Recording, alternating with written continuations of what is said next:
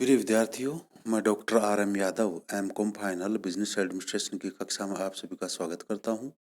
प्रिय विद्यार्थियों, पिछली कक्षा में मैंने सहकारी विपणन के 2 शब्द बताए थे। आज मैं आपको सहकारी विपणन व्यवस्था की प्रगति के लिए सुझाव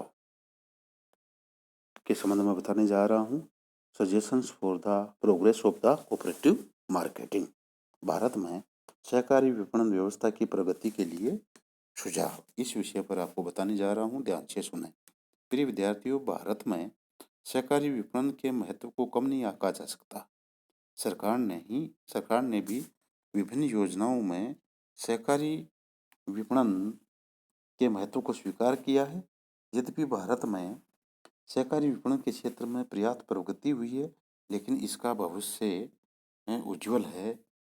विगत वर्षों में राष्ट्रीय सहकारी विकास निगम ने सहकारी विपणन का विकास करने के लिए विपणन समितियों को विभिन्न स्तरों पर आर्थिक सहायता प्रदान की है, ताकि ये अपने सदस्यों को अधिकाधिक सेवाएं प्रदान कर सके।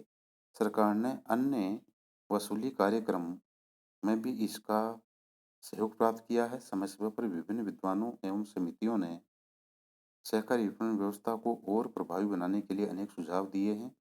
रिजर्व बैंक की अखिल भारतीय ग्रामीण साख सर्वे समिति ने भी इस संबंध में अनेक सुझाव दिए हैं। ये सभी सुझाव मैं आपके सामने प्रस्तुत कर रहा हूँ। सभी विद्यार्थी ध्यान से सुने। प्रथम है सरकार द्वारा वित्त प्रदान करना, फाइनेंसिंग बाय गवर्नमेंट। विपणन समितियों को कृषकों से उपज खरीदने के लिए अधिकाधिक वित्त की आवश्यकता पड़ती है। ऐसे क्षेत्र में जहां ये समितियां खाद्यान्न वसूली के लिए सरकारी प्रतिनिधि का कार्य करती हैं, राज्य सरकार अथवा भारतीय खाद्य निगम द्वारा उन्हें वित्त प्रदान कराया जाना चाहिए। सेकंड है ऋण प्राप्ति को सरल बनाया जाना चाहिए। तीसरा सजेशन है क्षेत्र का व्यापारिक आधार पर निर्धारण किया जाना चाहिए। विपणन समितियों की स्थापना मंडियों एवं बाजारों के निकट होनी चाहिए। इनका कार्य क्षेत्र निर्धारण व्यापारिक आधार पर किया जाना चाहिए, न कि प्रशासनिक आधार पर। इससे सभी समितियों को पर्याप्त व्यवसाय मिल सकेगा तथा ये अधिकाधिक सदस्यों को सेवाएं उपलब्ध करवा सकेंगी। सट्टे के व्यवसाय पर सरकार द्वारा रोक लगाई जानी चाहिए।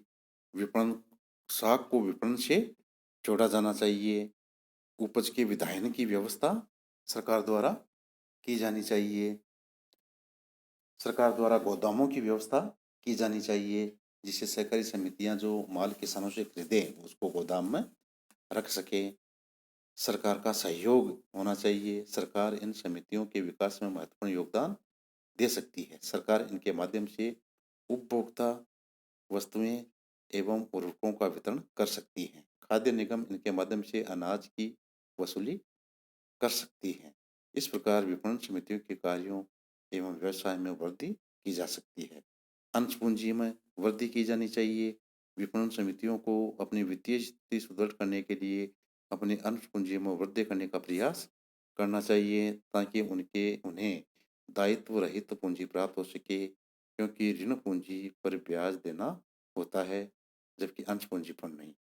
नेक्स्ट है स्टेट बैंक ऑफ इंडिया का सहयोग होना चाहिए। Assistant by SBI. भारत में विपणन समितियों की असफलता का मुख्य कारण वित्तीय साधनों का अभाव रहा है।